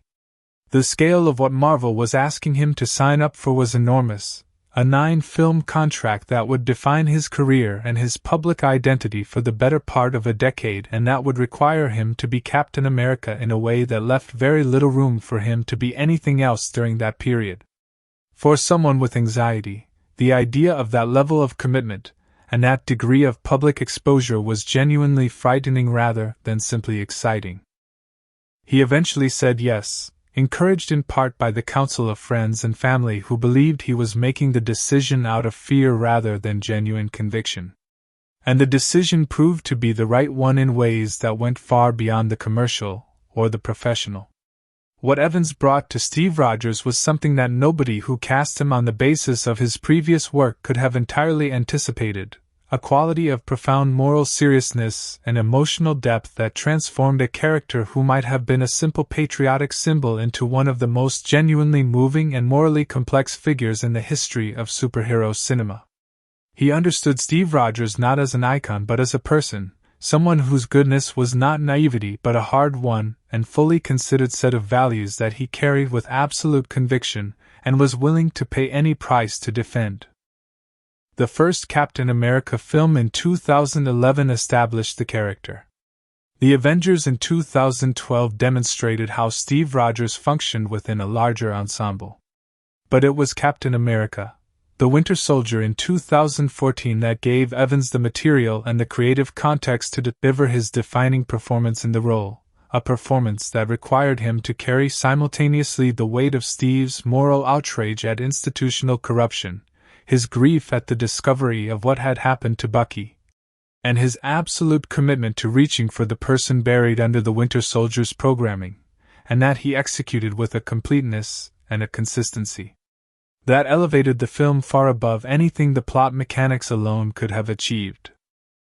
The subsequent Avengers films, particularly Avengers: Infinity War and Avengers: Endgame in 2018 and 2019, gave Evans additional dimensions of the character to explore, and his work in Endgame, culminating in Steve Rogers' choice to return to the past and live out the life that history had stolen from him, was received as one of the most emotionally satisfying character conclusions in the history of the superhero genre. He received widespread critical praise and enormous audience affection for what he had built over 9 years and 11 films. A body of work in a single role that stands as one of the most sustained and consistently excellent achievements in modern popular cinema. Away from the Marvel franchise, Evans worked to maintain his identity as an actor rather than simply as a franchise figure. Gifted in 2017, directed by Mark Webb, was a small, quiet domestic drama in which he played a man raising his mathematically prodigious young niece and fighting to give her a normal childhood against the pressure of institutional exploitation of her gift. The film was received warmly and demonstrated that Evans could anchor an intimate dramatic film with the same effectiveness he brought to large-scale action cinema. Knives Out in 2019, Rian Johnson's brilliantly constructed mystery ensemble film, gave him a very different kind of role, playing a character whose surface charm conceals a considerably less appealing interior, and Evans appeared to take enormous pleasure in subverting the Captain America image with a performance of considerable wit and commitment. In his personal life, Evans has been characteristically private about the details while being relatively open about the broad contours.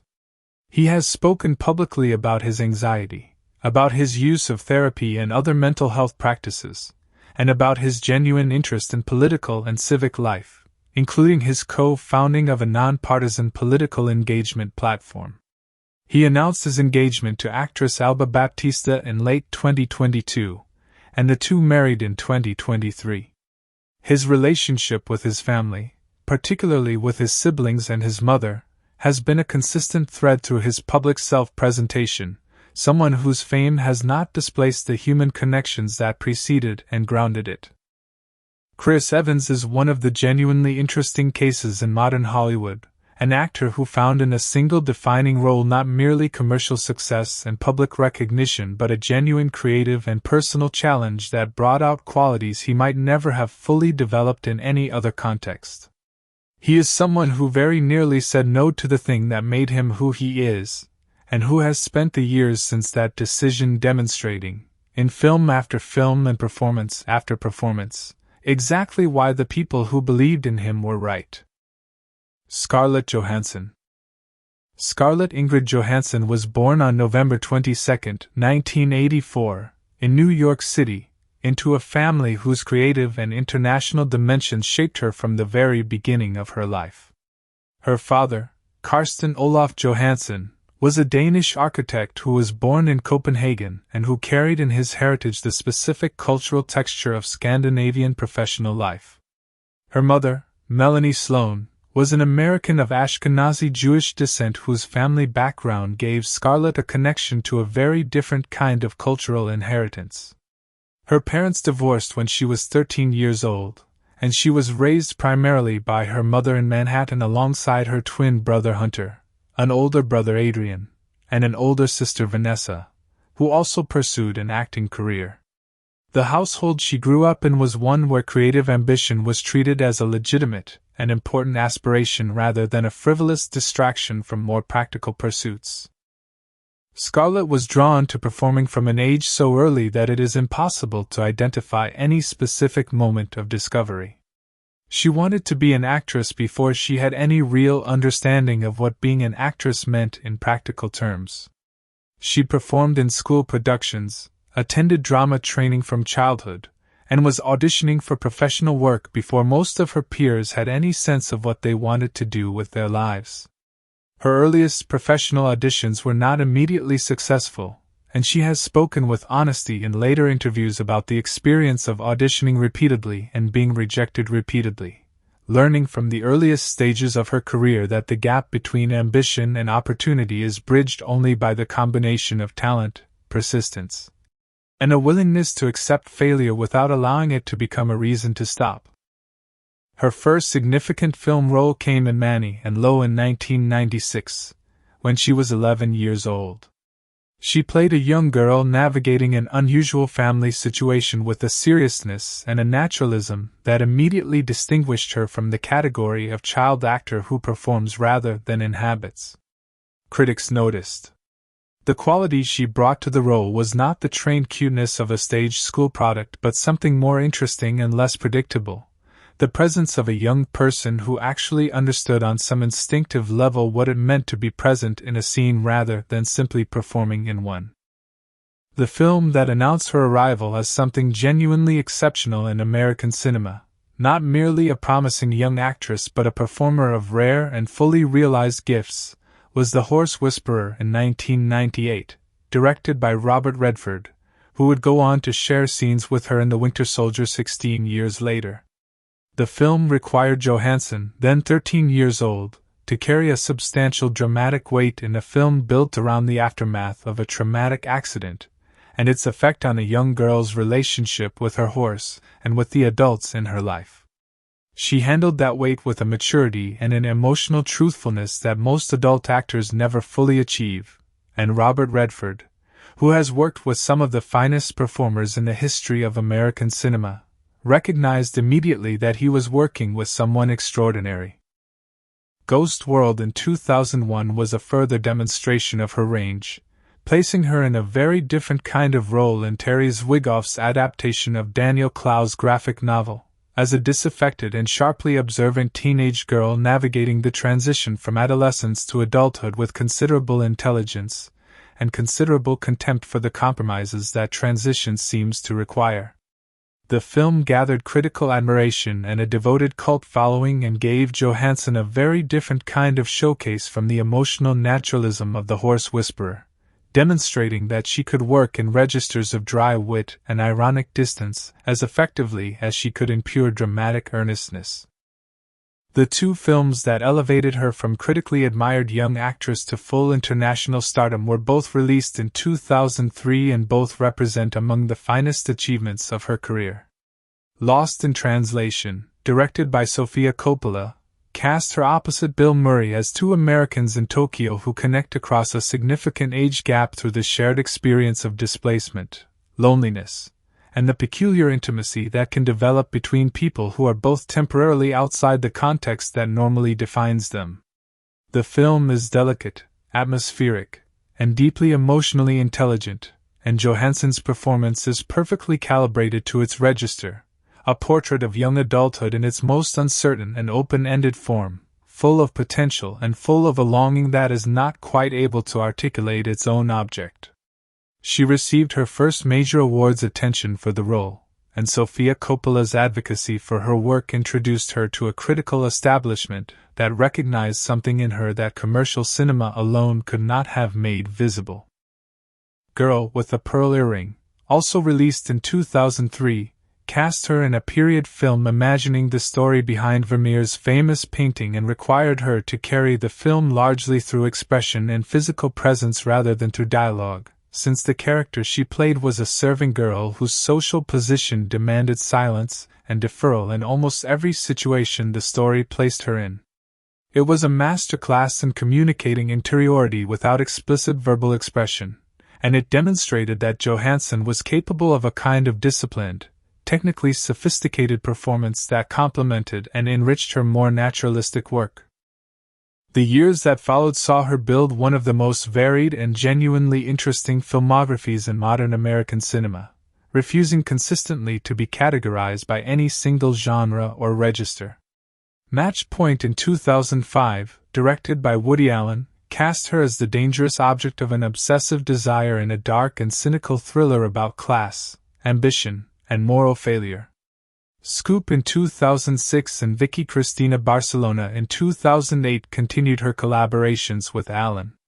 She also appeared in The Prestige in 2006, Christopher Nolan's brilliant and intricate film about rival magicians, and in The Other Bullet Girl in 2008, a period drama set in the court of Henry VIII. Her entry into the Marvel Cinematic Universe came with Iron Man 2 in 2010, where she appeared for the first time as Natasha Romanoff. The role was initially conceived as a supporting one, a new S.H.I.E.L.D. operative embedded in Tony Stark's company to monitor him.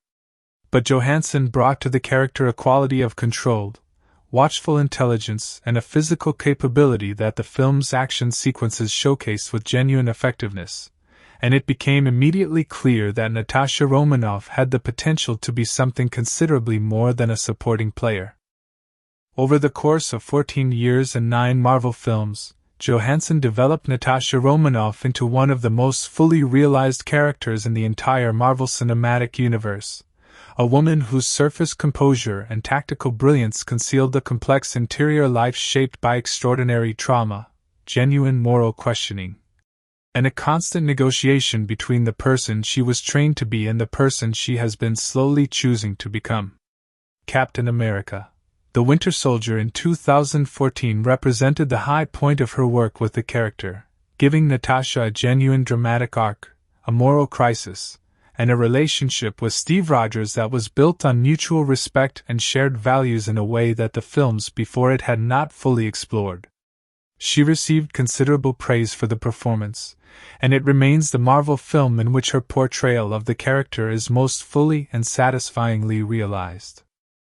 Her solo film, Black Widow, released in 2021, gave her the opportunity to explore Natasha's origins and her relationship to her own complicated past with a depth and a specificity that the ensemble films could not provide, and while the production was complicated by the circumstances of the pandemic and by a highly publicized legal dispute with Disney over the film's simultaneous streaming release, the performance itself was widely praised as the most complete and emotionally honest work she had done with the character. Away from the Marvel franchise, Johansson continued to pursue an eclectic and ambitious range of projects. Her voice performance as Samantha, the operating system with whom a lonely man falls in love, in Spike Jonze's Her in 2013 was widely considered one of the finest achievements of that remarkable film, demonstrating that her expressive capability was not dependent on physical presence, and could operate at full power through voice alone. Under the Skin in 2014, Jonathan Glazer's deeply strange and visually hypnotic science fiction film cast her as an alien entity occupying a human female form and preying on the men who responded to that form's attractions, and she delivered a performance of extraordinary physical and psychological commitment that was unlike anything she had done before. Marriage Story in 2019, Noah Baumbach's devastating and compassionate examination of the dissolution of a marriage, gave her the most demanding and emotionally raw dramatic role of her career to that point, and she responded with a performance of such complete authenticity and emotional courage that she received an Academy Award nomination for Best Actress.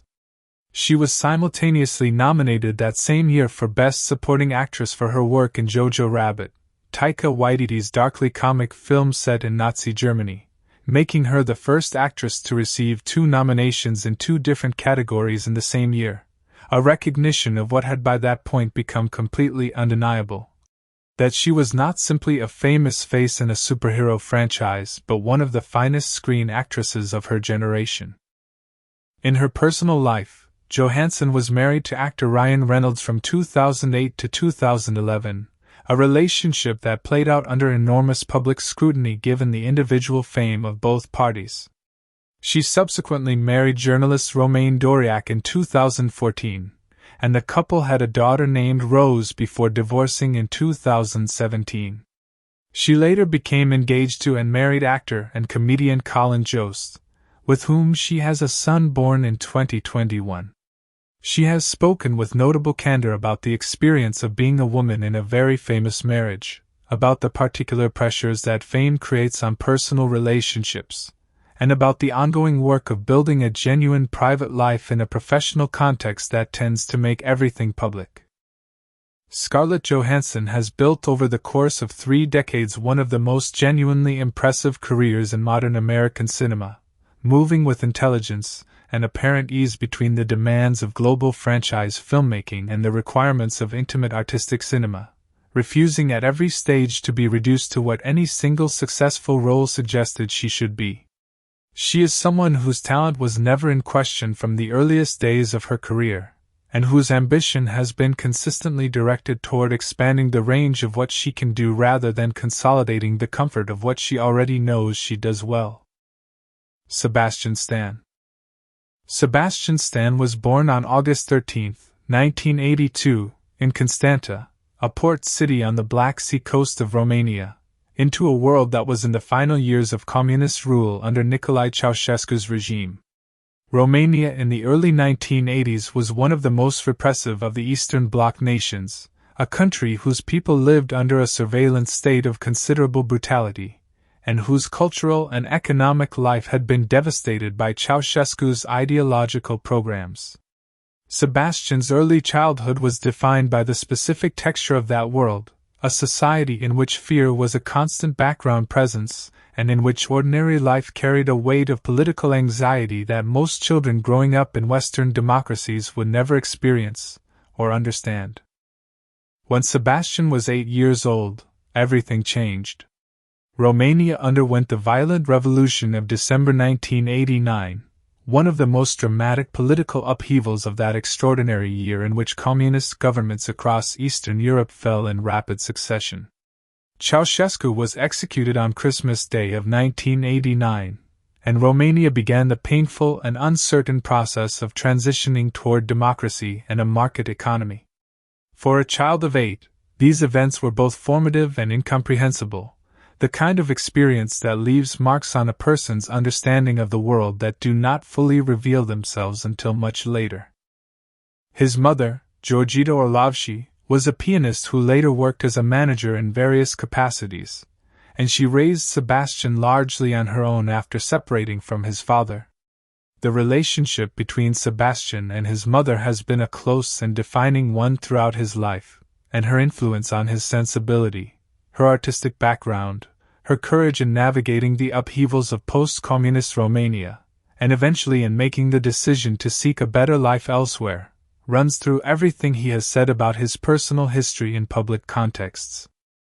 When Sebastian was around 12 years old, his mother remarried and the family relocated, first to Vienna, Austria, where Sebastian spent time being immersed in a completely different cultural environment and learning German in addition to his native Romanian, and then eventually to the United States. They settled in New York, where his stepfather was working, and Sebastian found himself navigating the particular challenges of being an immigrant teenager in an American high school, learning English while simultaneously trying to understand the social codes and expectations of a culture that was radically different from anything he had previously encountered.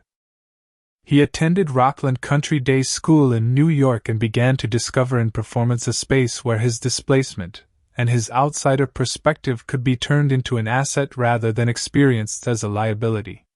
There is something about acting, about the practice of inhabiting lives other than your own, that appeals particularly to people who have had the experience of moving across cultures, who already understand at a fundamental level that identity is not fixed and that the self you present to the world is always in some sense a performance adapted to the expectations of the environment you find yourself in. Sebastian's immigrant experience had given him this knowledge at an instinctive level, and acting gave him a formal vocabulary and a productive context for something he already understood intuitively. He attended the American Musical and Dramatic Academy and subsequently studied at Stage Door Manor, a performing arts training camp in the Catskills that has produced a remarkable number of notable actors over its history. He was also admitted to Shakespeare's Globe Theatre in London, where he spent time immersed in classical theatrical training of a rigor and a specificity that gave him a technical foundation in text and verse that complemented the more emotionally grounded American approach to acting he was developing through his other training. The combination of these different traditions gave him a range of technical tools that would prove extremely valuable as his career developed, and the demands placed on him became increasingly varied and increasingly complex. His professional career began on stage in New York, with appearances in productions that built his skills and his professional reputation within the theatrical community before screen work began to come his way. His early television work included a recurring role in the series Kings, a modernized retelling of the biblical story of King David set in a fictional contemporary monarchy, which aired briefly on NBC in 2009 and gathered critical admiration without finding the audience that might have sustained it. He also appeared in the series Gossip Girl in a recurring role as Carter Bison, a character who appeared across multiple seasons and whose complicated relationship with several of the series' central characters gave Stan a substantial amount of screen time and significant exposure to the large and dedicated audience that the show commanded. His film career was building simultaneously, with appearances in projects that demonstrated an expanding range. The Covenant in 2006 was an early film credit. Hot Tub Time Machine in 2010 put him in a broad comedy ensemble. Black Swan in 2010, Darren Aronofsky's extraordinarily tense and visually stunning psychological thriller about a ballet dancer's disintegration under the pressures of artistic perfectionism, cast him in a supporting role in a film that was one of the most critically acclaimed productions of the year, and his work in it brought him to the attention of a wider critical and industry audience. The role that permanently defined his career trajectory, the role around which everything before it became prologue and everything after it became consequence, arrived when he was cast as Bucky Barnes in Captain America, the First Avenger in 2011. In that film, Bucky appeared primarily as Steve Rogers' closest friend and companion, a warm and physically confident counterpart to Steve's smaller and more fragile pre-serum self, the person who always had Steve's back and whose loss in the mountains of Austria was one of the film's defining emotional moments. It was a supporting role in the most straightforward sense, important to the emotional architecture of the film but not its center, and Stan played it with warmth and naturalism that established Bucky as a person rather than merely a narrative function.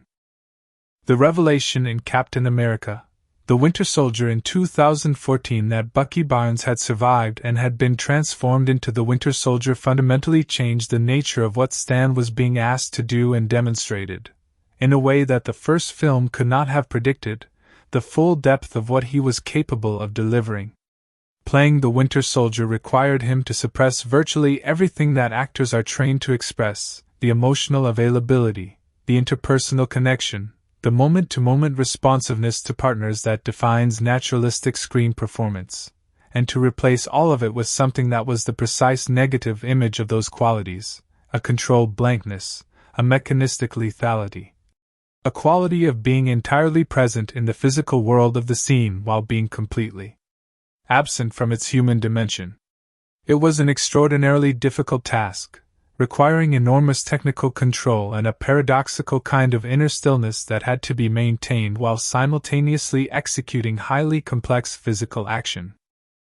What made the performance genuinely remarkable was that within that carefully maintained blankness, Stan also had to communicate something that was not supposed to be visible but that the audience needed to be able to perceive: the ghost of Bucky Barnes existing beneath the Winter Soldier's programming, the buried person pressing against the surface of the conditioning without quite being able to break through.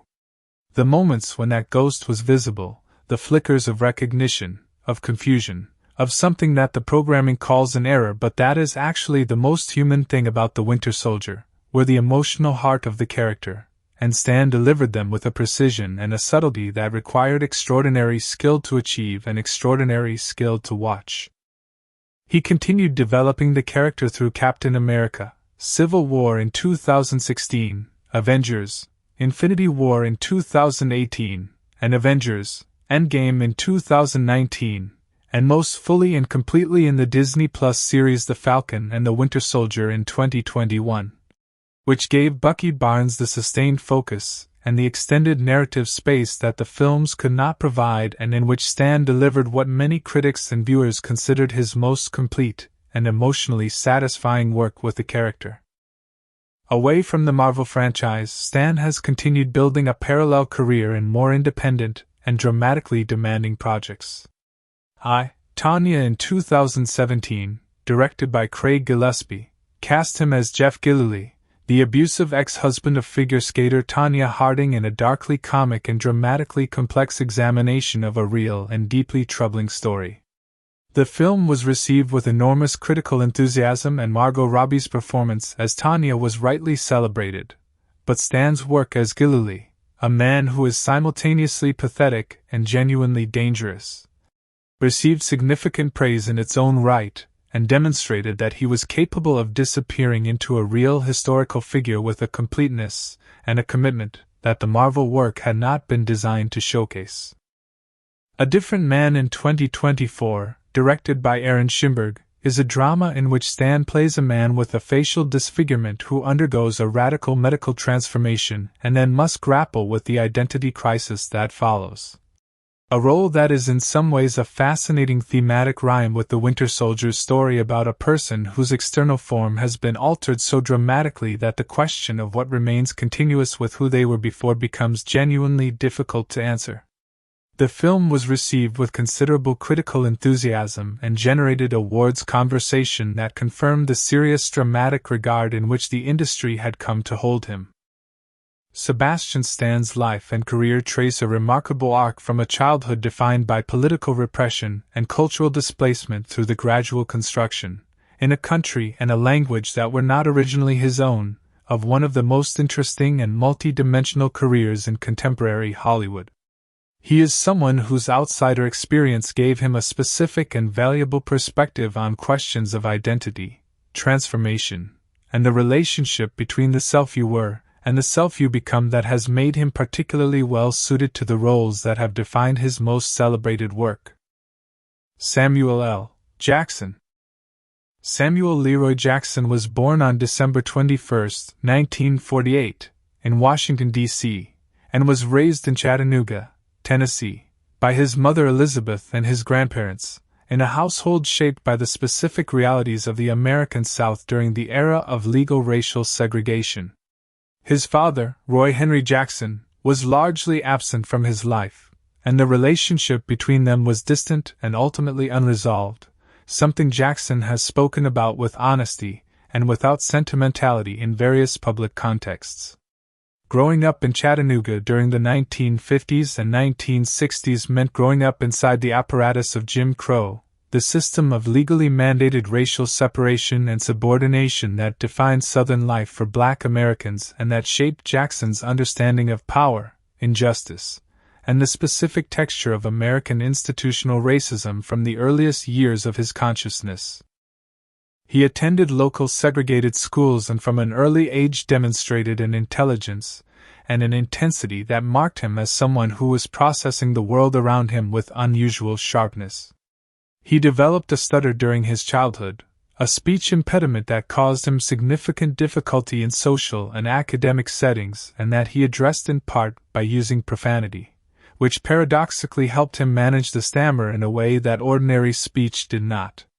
This relationship between profanity and fluency has become one of the most famous running jokes of his public persona, but it has genuine psychological roots in his actual experience of working through a speech difficulty in childhood.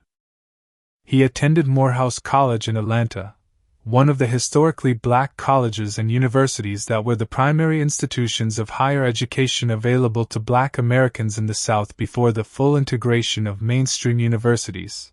And it was at Morehouse that his life was fundamentally redirected by the intersecting forces of politics and art.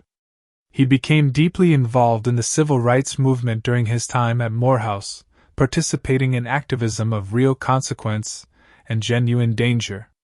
In 1969, he was among a group of students who held several members of the Morehouse College Board of Trustees, including Martin Luther King Sr., hostage in order to force changes in the college's governance structure. He was temporarily suspended from Morehouse as a result, and eventually returned to complete his degree, but the episode spoke to the intensity of his political commitment during this period. He also discovered theater at Morehouse, and the combination of the discipline and the emotional truth-telling that performance demanded with the political urgency he was feeling about the world around him created in him the beginning of a genuine vocation. He studied drama and found in acting a space where the specificity of his own experience, his southernness, his blackness, his anger, his intelligence, his understanding of how power works in America, could be given artistic form and expression. He joined the Negro Ensemble Company in New York after graduating from Morehouse, developing his craft in the rigorous and politically engaged theatrical environment of that institution alongside other artists who shared his sense that the theater could. His personal life during this period was shaped by a serious struggle with drug and alcohol addiction that he has discussed with remarkable and admirable openness in public settings over the years. The addiction was severe and extended, affecting his relationships, his professional reliability, and his overall functioning in ways that could have permanently derailed his career before it fully began. His wife, actress LaTanya Richardson, to whom he has been married since 1980, was a central and essential figure in his recovery, providing the combination of love and absolute insistence on confronting the problem that made the difference between a man who might have been lost to his addiction and a man who found his way through it. They have a daughter together, Zoe Jackson, born in 1982. His early film and television work was building slowly through the 1970s and 1980s, with appearances in a series of projects that gave him professional experience and occasional significant notices without producing the breakthrough recognition that his talent warranted. He appeared in films directed by Spike Lee during this period, including Do the Right Thing in 1989 and Jungle Fever in 1991, and his work in Jungle Fever as a crack addict was of such devastating power and psychological truth that it won him a special prize at the Cannes Film Festival, the first time that award had